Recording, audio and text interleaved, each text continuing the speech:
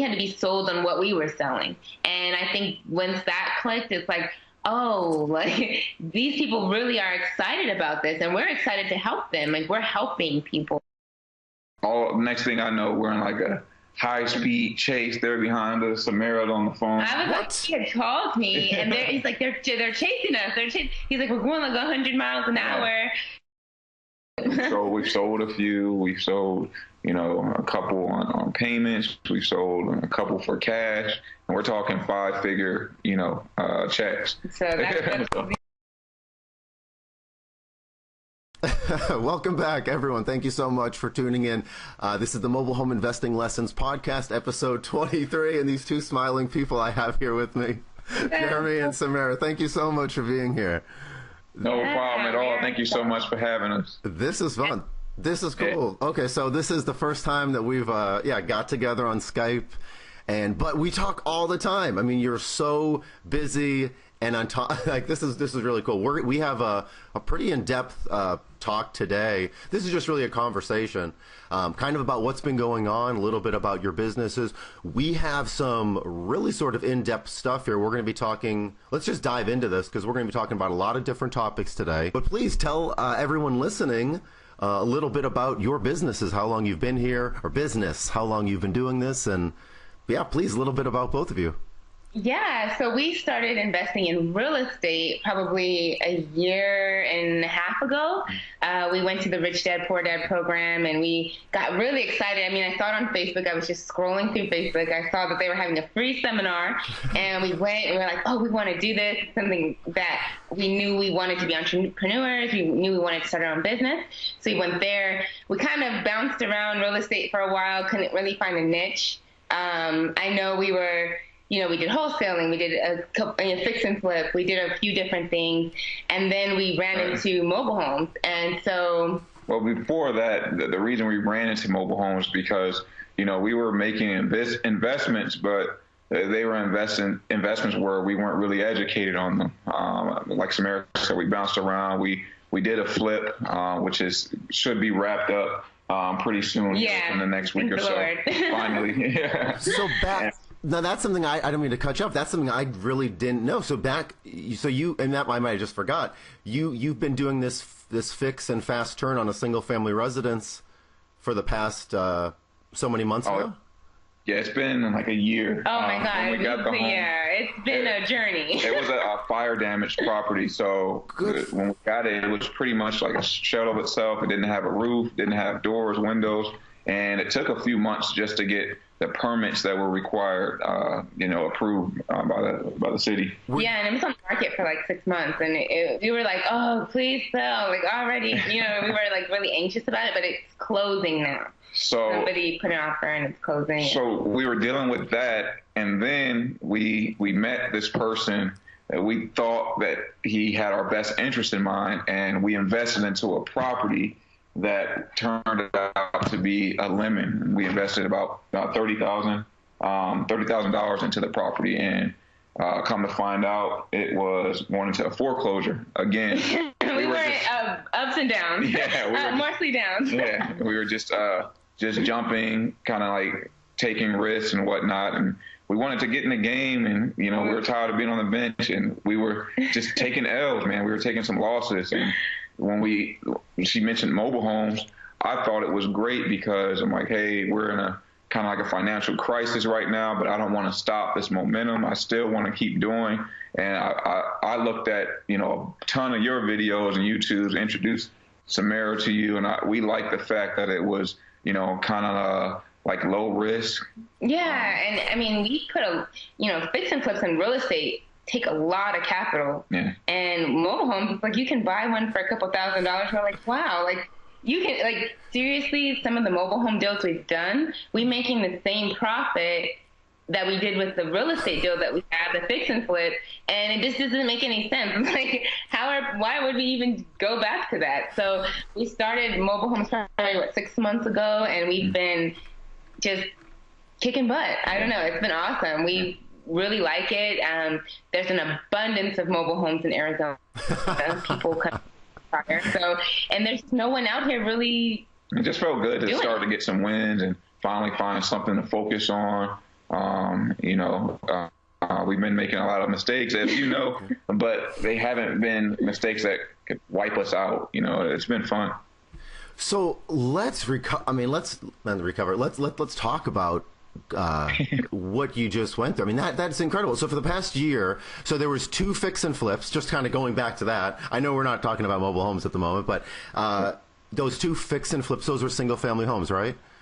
And you have, okay, so one's under contract. The balls on the both of you for getting involved with this, like, huge deals. I mean, that's awesome. Like, to go from nothing to, okay, I'm going to take on this fire damaged property. Like, that's insane. And then you have bought into I mean, that's great for the both of you. And now looking back into some of our conversations, your love for the fact that we can sell some of these mobile homes as handyman specials. Now I kind of see where you're coming from. The first couple properties when we fixed them up, kind of over fixing up. And okay, so all this makes sense. So I mean, going into those deals, I mean, we like I said, we went to the seminar. We were pumped up. We're like, we want to do this. So you got to jump in. Yeah. And so we jumped in, and I think we jumped in a little too fast. But I mean, we ended up doing a wholesale as well. So that was kind of our first taste of blood. We did a wholesale maybe a month before we got our first manufactured home deal. Oh, cool. So before we started with your program, we did a wholesale deal, and that was pretty cool. We were just going around, driving for dollars, putting cards in doors, and it worked. So there's just many ways to market and find homes. There is, and I think we're talking about this podcast as the mobile home podcast, but there's so many ways to make money in real estate. I mean, many of them are valid. It's just sort of, what do you want to do? And then your market, the supply and demand, how much capital you have, your interests and exits, your goals. What happened with that $30,000 lemon? Was that just a complete loss, if you don't mind me asking, or?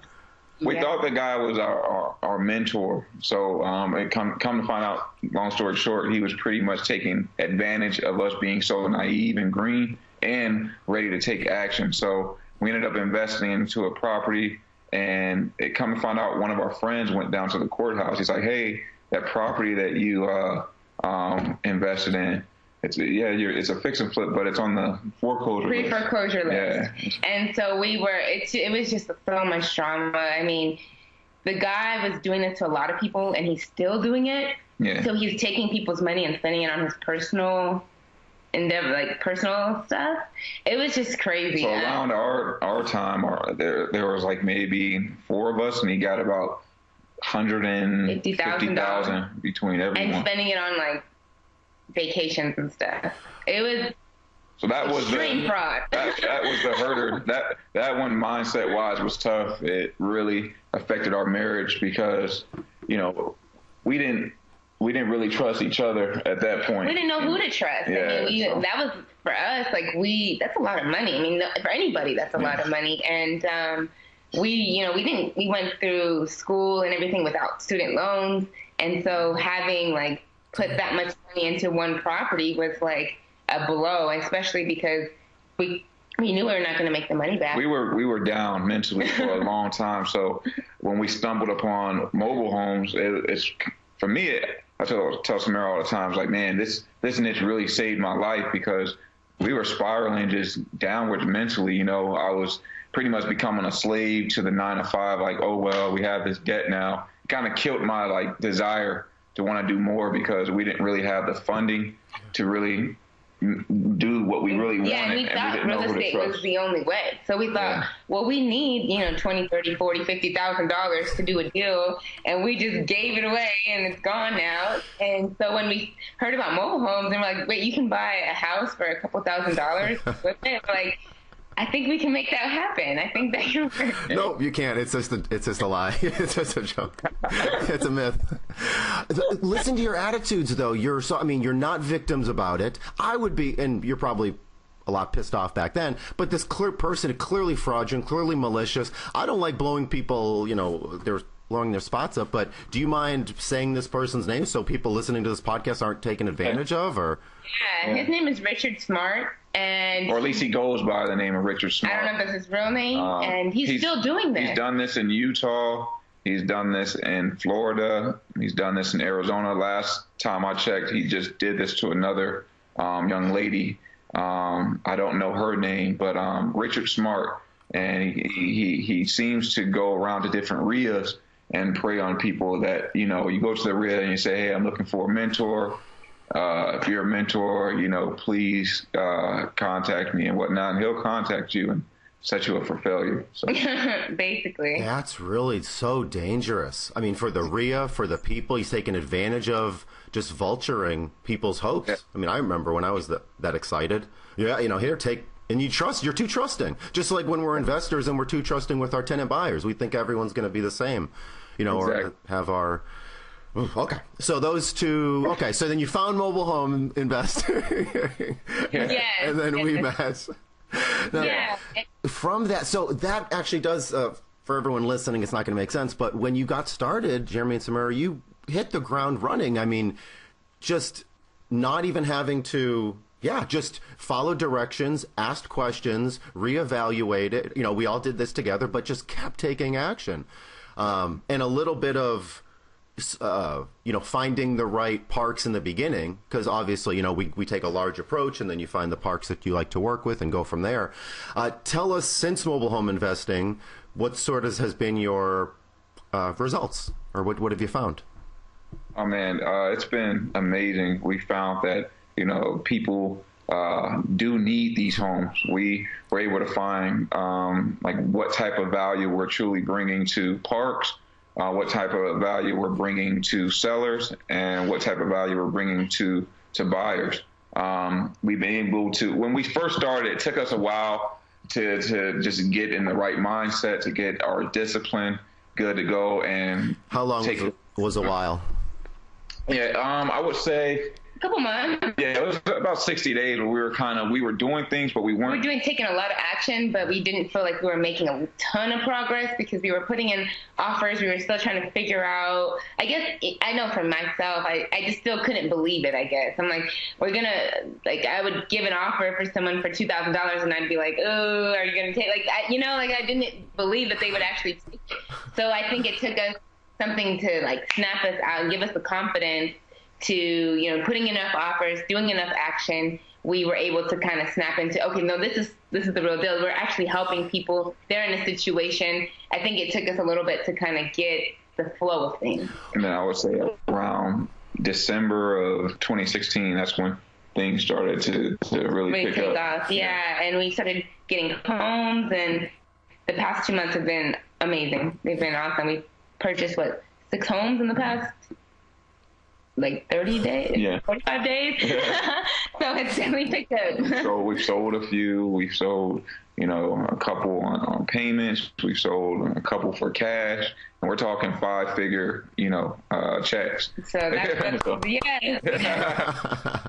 yes. So how long was it that delay of getting started? And like you were saying, you were taking action. So without that action, it took the days that it took. But yeah, I guess that's kind of the question is how long to get your first deal? Yeah, I think it was literally between 60 to about. Well, for our first deal, it was about. I would say we started in October and we had our first deal. Oh, we started in September, so probably it was maybe 45 to 60 days. Yeah, I think it was really about 60. a consistent action. But it was us. I chose to go and really put my all into your website. And try to make sure I understood the module. So when I'm out in the field, I wanted to make sure I knew what I was doing completely. So I took a lot of time just watching videos and watching your YouTube clips and things like that. Okay, so you went through everything first and then went back to module 1 and then started? We kind of split it in half. We kind of split the first portion of mobile homes on land in half.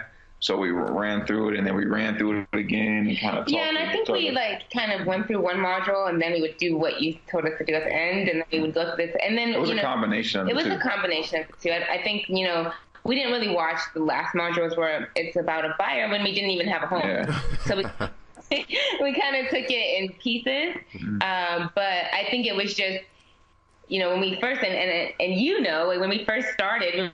We were like, there's all these deals, and we had 7 deals, but they weren't really good deals. We're like, oh, there's 1 bedroom and 2 bedroom, things that we wouldn't necessarily invest Park in now. models.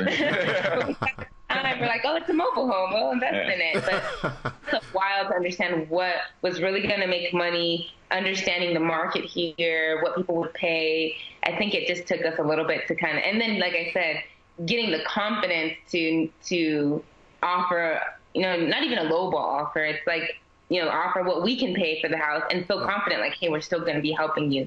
Because we came from real estate where the lowest thing you're going to find is, $30,000, $40,000, $50,000. We're like, okay, we're going to offer them $2,000, really? Like, are they going to take that? It's a whole different ballgame. So what was it that finally did make that click? Just experience or time? I think just out there, like, just hitting lows, and then just all of a sudden just saying, I'm going to take as much action as I can and go and meet as many park managers as I can, and just not be afraid to be uncomfortable. I know I was doing a lot of driving for dollars, but I wasn't really getting out talking to park managers like I should have. I would talk to a few, but I was scared, I was scared of, what if they say no, or my script isn't right? What am I really doing? And I think once we started to get more comfortable, just going over the script, knowing exactly what we bring to the park, what type of value we bring, and just being honest with them. Like, sometimes I tell them, like, hey, sometimes we're not going to fix the home. Sometimes the buyer will fix it. But either way, we're going to bring you a qualified buyer and not be wasting your time, my time, or theirs. And they appreciate the honesty. So that's been able to help my confidence out a lot, and been helping me able to create the right script for me when I'm talking to these people. Nice. So. Okay, so just trying to get a picture of it. So the first, let's say 45 days, action, but then not really a deal. And then day 45-ish, that's when the first deal happened. And then from there, it was a light switch almost? Yeah, I just got, something happened, man. I really think I called you one day, and I was like, oh, man, our handyman, remember the Picasso guy? Yes. If you guys don't know what that means, he pretty much took tile across the whole floor of the kitchen, the living room, the hallway. Instead of laying the tile down, tile after tile after tile, he just decides every one he wants to, like, break them up. Broken pieces. I'm like, why are you doing this, man? Like, he's breaking the tile and trying to, like, make it artful, and it was horrible. Ugh. I'm telling you, if you would have walked through there, you definitely would have, like, scraped your toe. It was really dangerous. He turned a little job into a huge job. Yeah, why would you do that? Just put the tile down. We don't need. We knew the amount of money that we wasted, and I was just like, oh, man, I can't. It's just so hard to take again, like another loss. I thought we were done with those days, and I was down on the ground, I couldn't move. I was literally just stuck on the floor. I fell asleep. I was just exhausted by emotions. And, same as Samera. And then we called you, and you're just like, hey, don't worry about this. You had like 3 different solutions right there over the phone. And, that gave us some type of confidence to, like, pick your chin up, stand up. It's going to be okay. And even you told us just to list it as is, and we're like, and we got, someone's going to buy this like this? And we sold it as is. Yeah, we sold it. And they love it. And they're excited about it. We're like, oh, okay. It's a nice home. I mean, absolutely. Let's go over, since we're talking about that one. Do you mind sharing just the quick kind of overall numbers? Yeah, so on that home, we bought 2 in that park. It was from the park. We bought them, they're double wide. This one was a 4-bedroom, so it's really big. And we bought it for $5,500. Like I said, we were still learning. Mm-hmm. We ended up putting, $4,000 into it. And then we got 3 months of free lot rent from the park. So we were able to take our time and kind of figure it out. So we were all in for around $10,000 because we had to pay the first month's lot rent. But we ended up selling it on terms for, $23,500, and then we added some interest on there so that if they do make the payments for 6 years, it'll be $30,000. So it's like a solid $20,000 profit on there. So that was not too bad for scoring it up. It's not too bad. Plus, it's a 4-2. Plus, you got involved in that park, and you got the experience of dealing with that handyman and just that roller coaster emotion of being. I mean, just picture that, folks listening. Jeremy, you were laying on the floor like, what the, F did I get myself into again? And just can we catch a break? Like, and that's but you picked yourself up and pushed through. I mean, that's just. We kind of glanced over that real quick, but I thought, if anything, we talked about that was like the most important thing. The fact that this stuff does happen. And for me, that was like the hardest thing I went through with the mobile home. I've just never felt like that. I felt taken advantage of with handyman. I didn't have a clear communication with the park manager. They were kind of lost with this whole thing at that point because no work was getting done. It was just, we didn't have any buyers lined up. So I really thought that we were going to be taking an L on that. Yeah, and that's the home. I mean, kind of going a little off topic. That's the park. I mean, that we sold the house and they moved it in the middle of the night. The other house in that park. So it was just like we already the relationship was on rocky roads with the park, and we knew the lot rent was coming up, and the handyman was like super he would find one little thing in the house and then he'd rip it. And he's like, oh, now it has to be all fixed. And we're like, dude, you didn't have to do that. Like, you didn't have to rip that off the wall. So he was doing things to get himself more money in his pocket. Yep. And it was just like, we didn't know who to trust, but we thought we had to make the house to a certain we were thinking single family home. We had that mentality. Yeah, and it's not. Even though we went through your training and you're like, hey, you should be putting no more than $1,000 or $1,500 into these homes. Me and Samera were like, I think maybe that works for his market, but I think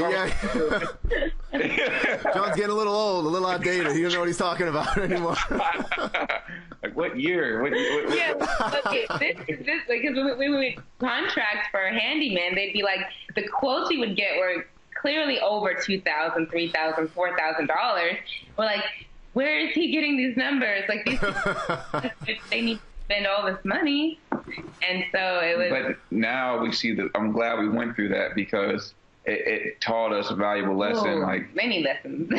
Don't try to make these homes look spectacular because buyers are going to buy it because most of the time they go and find something similar. Most of the time that seller they're wanting like $10,000 for a single wide 3-bedroom. $12,000. They want all that money cash, so they don't really have any options. So, but we're giving them, kind of like a small break. We're able to give you this home, or at least sell it to you, and we just need a minimal down payment from you, and you can do everything yourself. And they love it because they can't go and get that. If they don't have $12,000 cash, they can't just go and buy the house from someone else. And a lot of people that are selling that are we're competing against, they don't know how to structure the deals.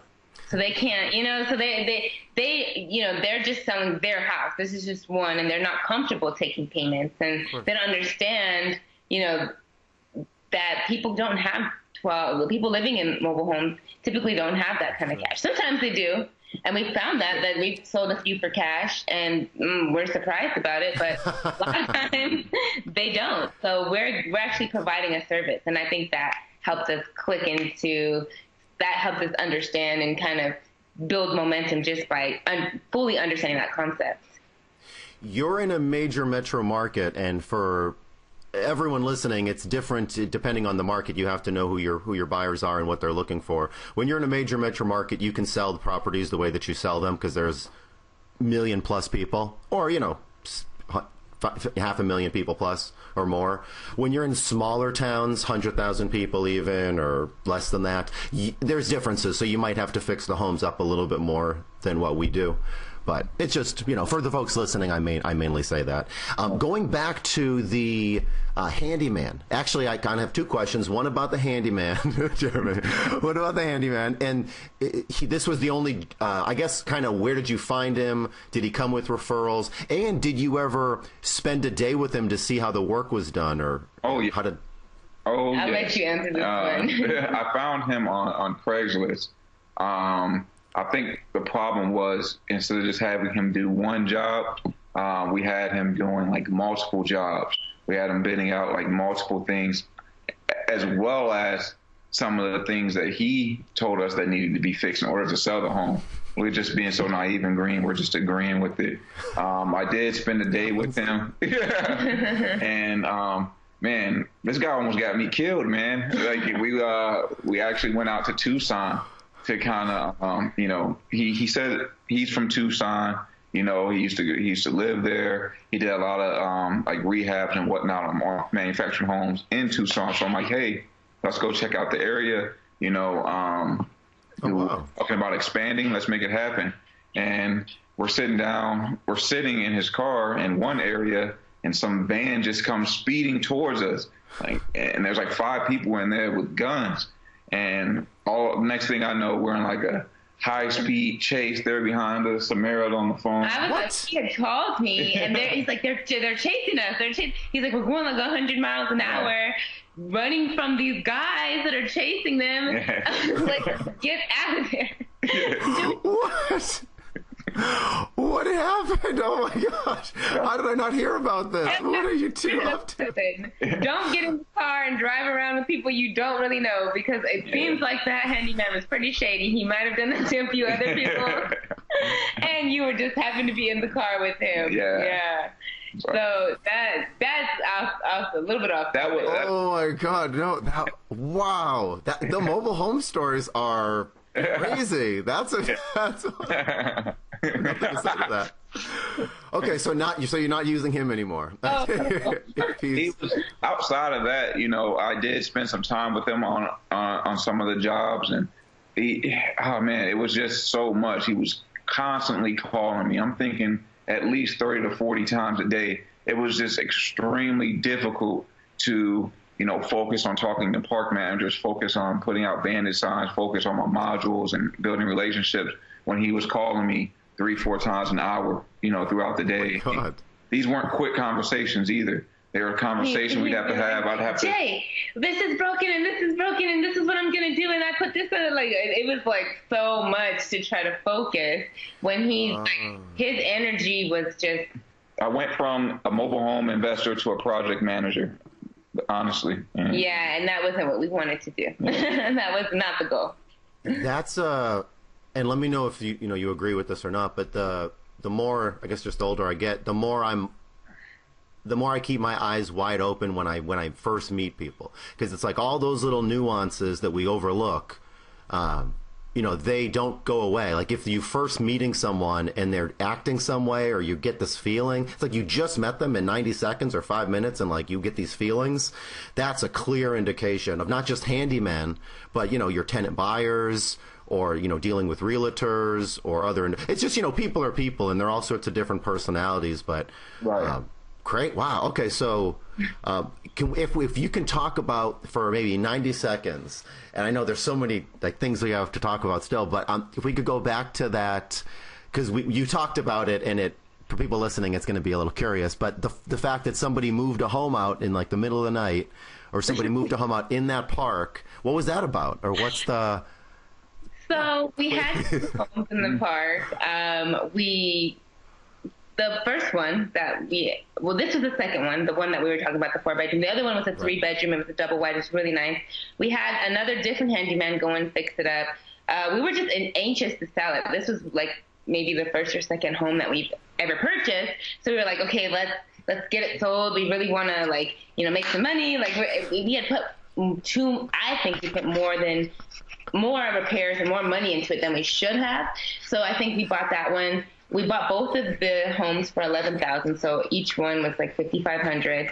I think we were all in on this one for about $8,500, or $9,000, somewhere around there. We put maybe $2,000 to $3,000 in repairs, and so we were getting a lot of calls on it. People were really interested in it. But we got a call from someone that had a little bit of land, and he was a cash buyer, and we're like, okay, we need the cash at this point. We're kind of running low on the bank account. We're like, okay, we need cash. It would be nice to get payments, but it would be nicer to get all of our money back and be able to invest that into other homes. And so, we were, again, learning, and we ended up selling it for, I think, $17,000 cash.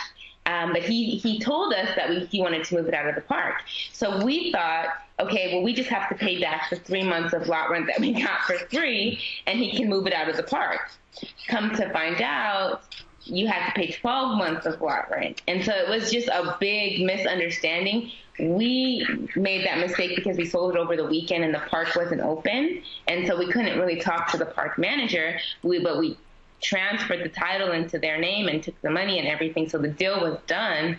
But when they were planning to move it, we thought, we didn't know we would have to pay 12 months of lot rent. And so we had factored in the 3 months into the selling price, but we didn't factor in the 12 months.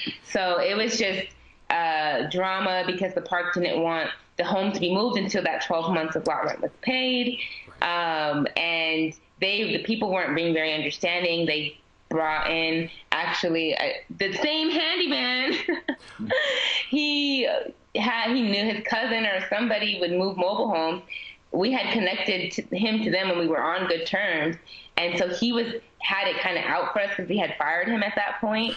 So he kind of had it out for us, and he was literally there on the weekend trying to move the house, and he was just waiting because it was more of a personal get back at you kind of thing than it was really about the money to move the home.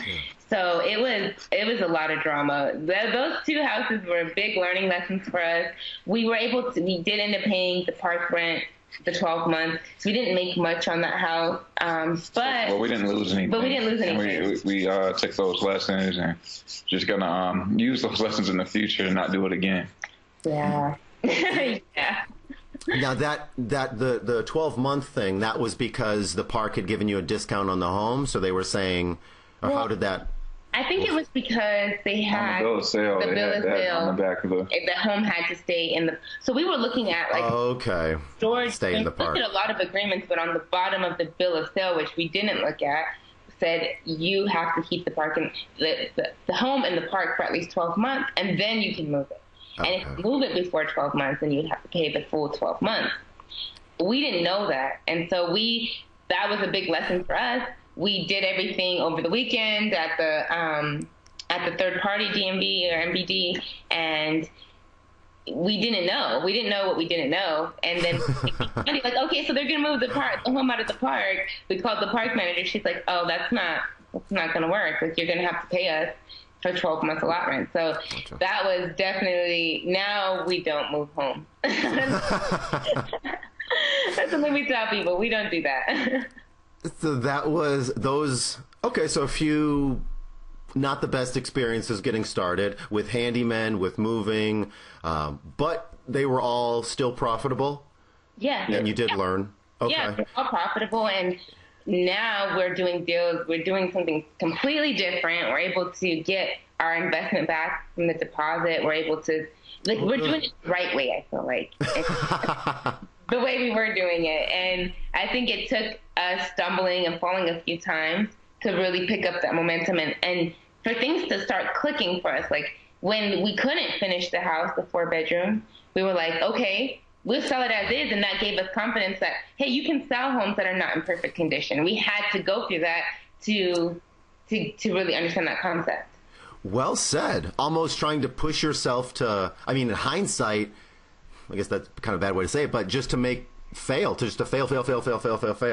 And then, but they're minor failures, even though they're, but they got you to the point where you needed to be. So it's almost like you could have taken 2 years to make all those failures, but you did it in like 2 months or 2 weeks.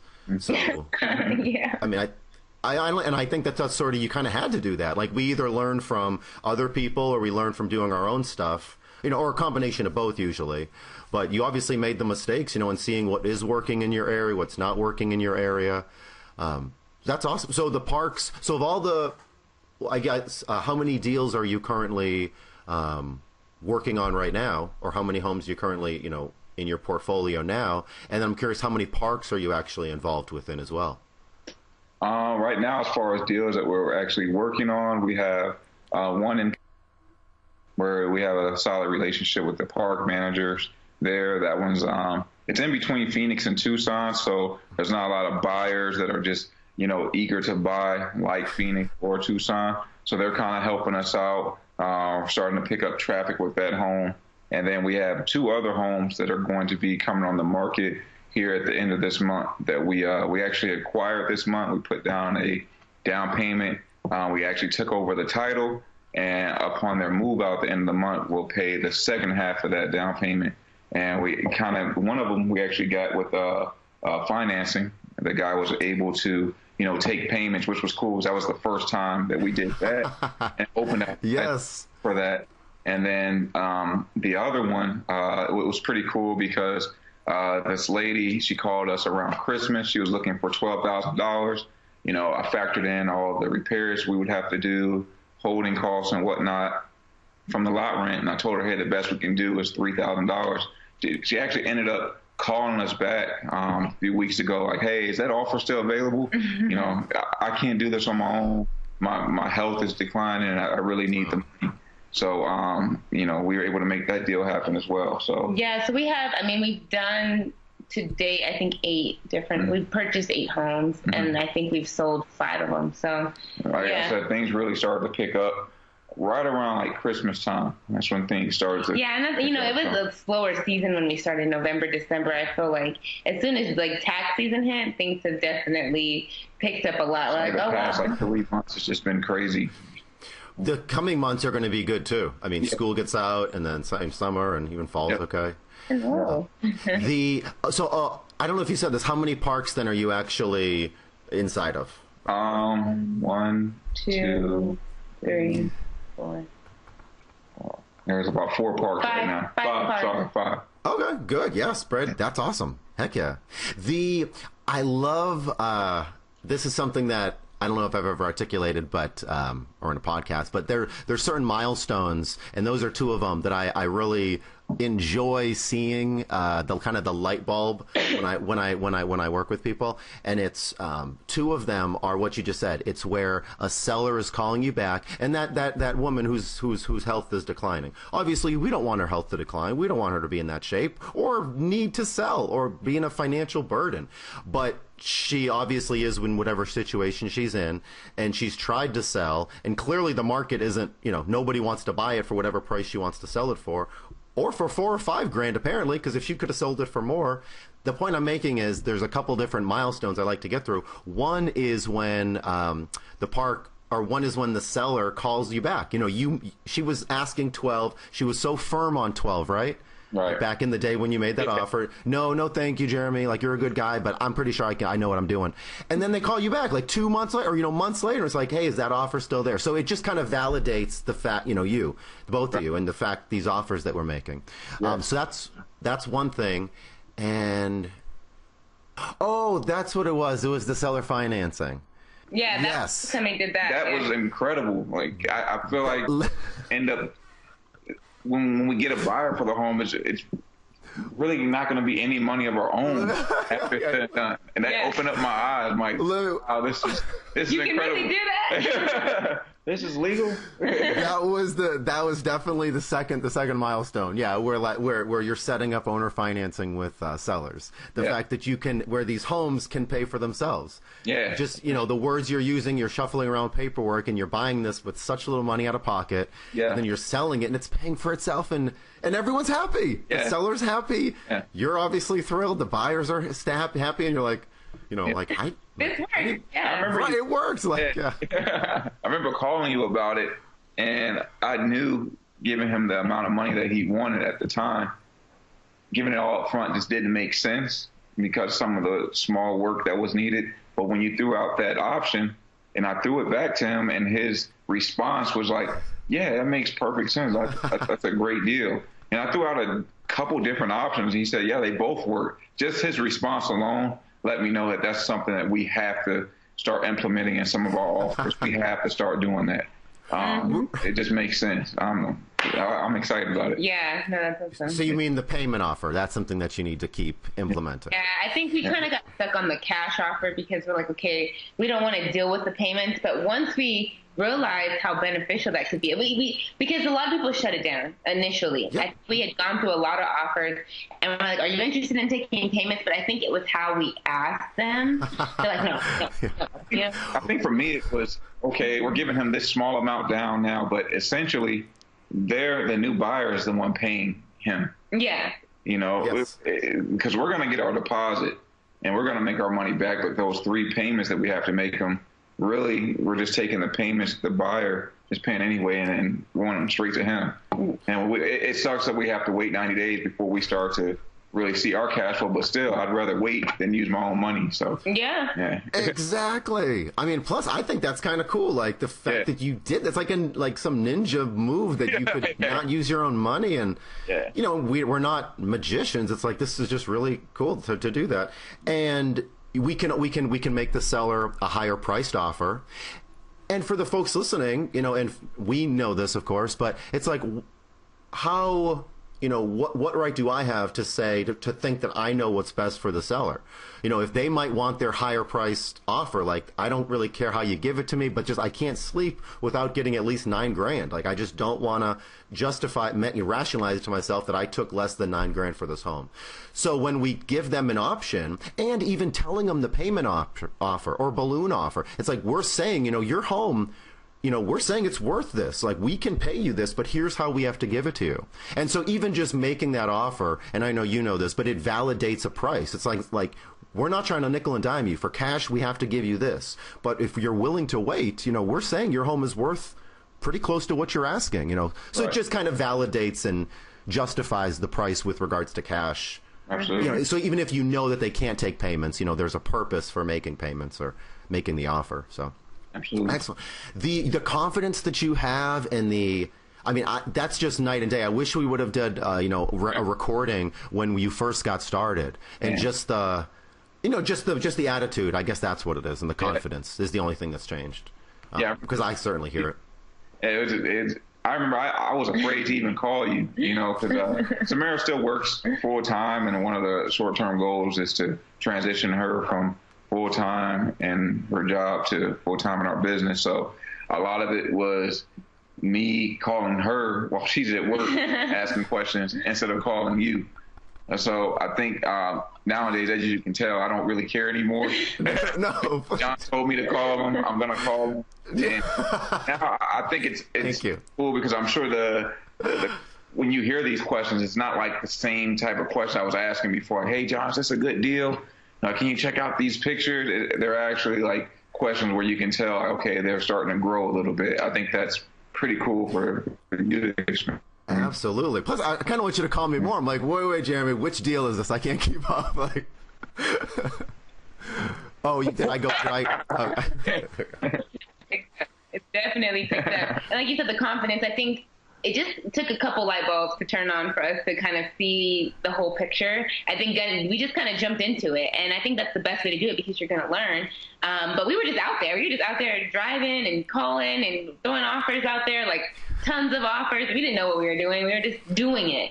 And I think that's how we were able to just pick up momentum and learn. And, you know, we made mistakes, but that's expected. And we're able to now, we're like, okay, now we're able to pick out a good deal without having to go through each little step. And like, we kind of can tell, like you can tell right when you walk into a house if it's a good deal with the asking price, how motivated the seller is. There's so many factors that we just didn't click instantly, but now we're kind of starting to understand. I wouldn't say we're experts quite yet, but we're starting to get the groove of things, I think. Absolutely. Is there anything that there's probably a bunch. What is something that surprised you? I mean, you were kind of preparing yourself for mobile homes, but like, what's something that just still surprised you? Good or bad? I think what surprises me, to be honest, is the amount of money some of these people have just stashed away. You know, we were able to sell a couple homes cash. There were even like a couple deals that didn't go through because they weren't qualified, but they still have the money. You know, if they would have been qualified, it surprises me, you know, how much money they have, as well as how fast things can happen. Like, you know, you go find a deal. If you set it up right and you're able to close properly and you spark a little bit of fire underneath them to make a decision now or within 24 hours versus waiting a week or two.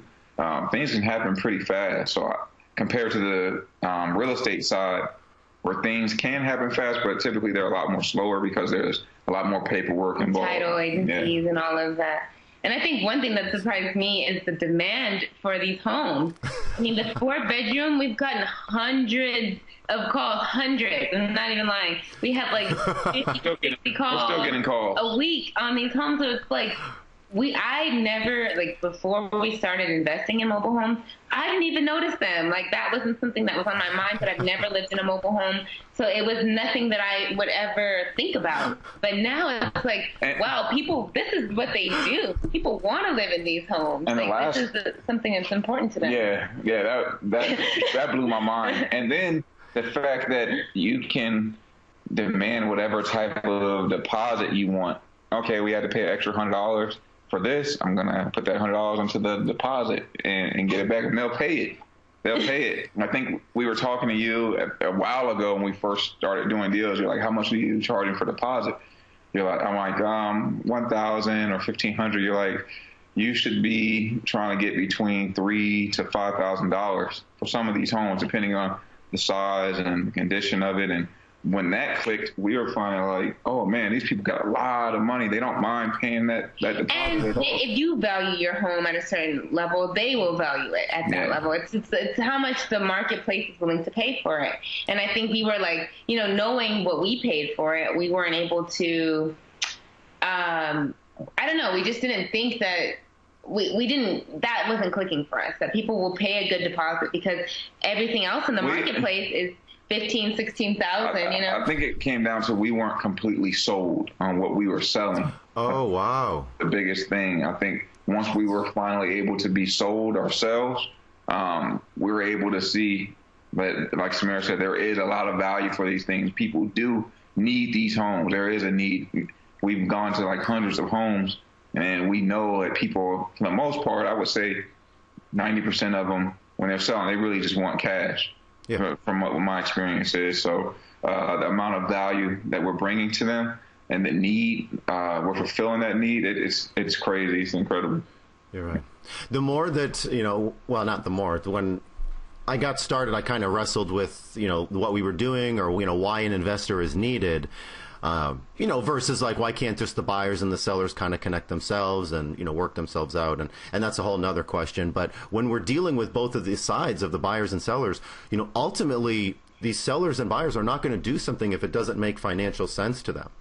And they won't do it for long. Sellers can have seller's remorse. That's why we go through steps and we make sure to make sure that the sellers are happy with the price that they're giving. And then when we're selling the homes to these buyers, I just want to make sure that, in this podcast that we come across that the homes that we're selling, I mean, these are nice quality properties. Even if they need repairs, the terms and the prices and the structure of the properties and the location and the area, I mean, these are very desirable homes that we're selling for an appropriate price and term. So if I'm telling you to go up in price, it's only because we were drastically low. So I don't want the people thinking that we're, people listening to this podcast, thinking that we're gouging anyone, because that's not the case. People are not stupid. Buyers know what they're going to pay. We let people know how much they're going to pay over time. And, people are not going to be fooled, especially for a long time anyway. So I just wanted to make that point.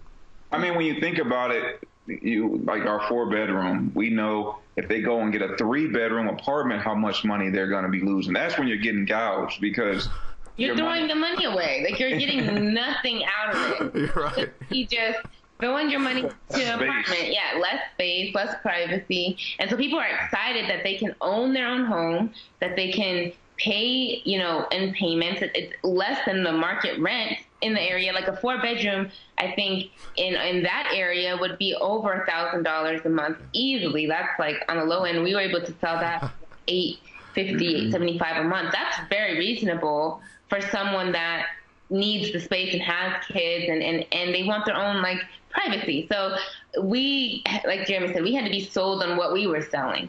And I think once that clicked, it's like, oh, like these people really are excited about this and we're excited to help them. Like we're helping people. And I think that's one of the light bulbs that turned on that made it a lot easier to kind of get these. Chasing like the amount of value you bring to people versus like chasing a check.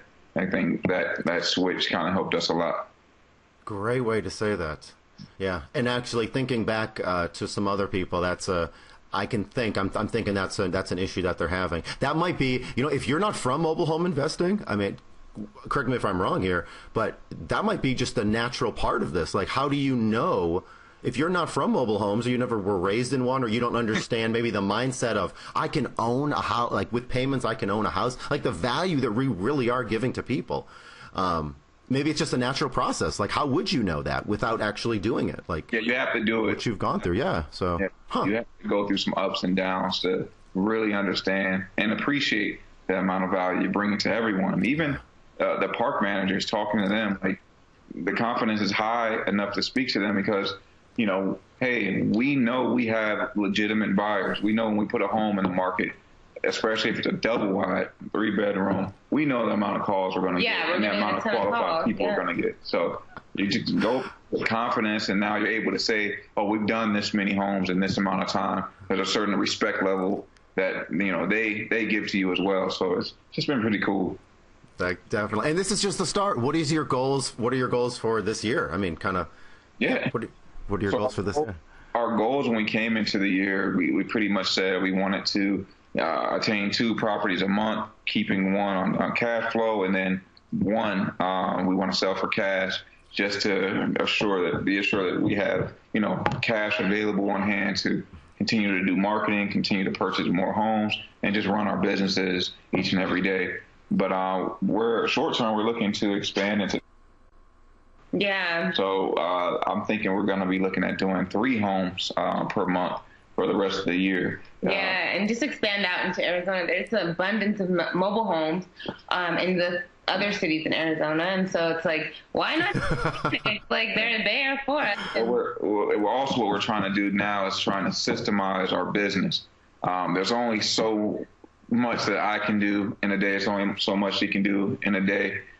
So we're really trying to bring on the right people to help us systemize it. So when we are going into other cities, all we're doing is dropping our cookie cutter system in that city versus going there and starting everything again. So that's a whole nother learning curve that we're going over right now as I speak. But I know once the system's created, you're just doing the same thing over and over. And we're in Arizona. There's an abundance of homes here. At that point, it's like you're not even looking at competition. You're just dominating the market. So, well, I love that ambition. And no matter how, I mean, you're only in 7 parks or 5 parks or 6 parks. So as much as you're saturating the area, you're dominating the market, and you are well known in the parks that you're well known in. But there are other investors out there. I mean, there are deals happening, every single day. Maybe not to investors, but, between people. And between sellers that have to sell. So there's still a lot of dinky towns that you don't know of. And I mean, in bigger towns as well that you haven't gotten to. But I just love like that ambition. That's, always have that thirst of, wanting more or going after more. And I mean, be happy where you are. And I think you both are. Yeah. Can you talk about what an average day looks like? I know we didn't really talk about this question or anything like that, but I'm kind of curious. You mentioned, there's so much time you have in a day, and what does that sort of look like? Because you're doing this full time, Jeremy. Yeah. So for both me and Samera, I think Samera's putting in a lot of time as well as working. So what we usually do, we try to do as much as we can in the morning before she leaves to work. So we'll get up around 3:45, 4 o'clock. And then make sure we get to the gym on time, get to the gym about 4:30. We're usually back in the house, showered up and everything by like 6 o'clock. From 6 to 6:30, we're usually reading. We read 2 different books. So the next 15 minutes after that, we try to just discuss like what we've learned during that book. In that book, from 7 to 8, we're usually handling some meetings and whatnot in the morning. Typically those when as far as like our podcast, talking to you. Sometimes we have talks with you in the morning around. Maybe not that early. Yeah. If I'm awake, my goodness, you do more before I get up. Yeah. We just handle our meetings. We go over our systems, what's working and what isn't. We kind of take a look at our day, from like a overview perspective of what's going on. And then after that, Samera takes off for work. the next four hours for me, I'm usually going around different parks, mobile home parks, mobile homes on land, putting bandit signs around, talking to park managers, making calls, trying to talk to mobile home movers, dealers, things like that. Come back home, usually get my dog together, take him on a good ride. Then when I come back in, it's usually like follow-ups, and then we do a lot of networking events too. Yeah. Okay, so we're back. I just got an alert on my computer that there's a critical space warning. I think I have too much stuff saved on this computer. So let's get 60 seconds. I'm sorry about this, Jeremy and Samera. We have so much more to talk about, but there's no space to save it. 60 seconds, do's and don'ts. If you have like one each, do and don't. Always take massive action. Take as much action as you can. Look at the modules and do everything at your fullest capabilities each day. Don't have negative thoughts. Don't think this is too much. Don't think the information that you're reading is too much for you. Just always have a positive attitude, a can-do attitude. Yeah, and I would say do your research. Make sure you're vetting the people that you work with. I know there's some shady people out there. Make sure you do some sort of research. Make them jump through a few hoops before they work with you. And don't hire, like a handyman, don't hire them to do everything. Start them with something small that you can manage one project at a time, and see how well you work together before you let them, destroy your whole house like we did.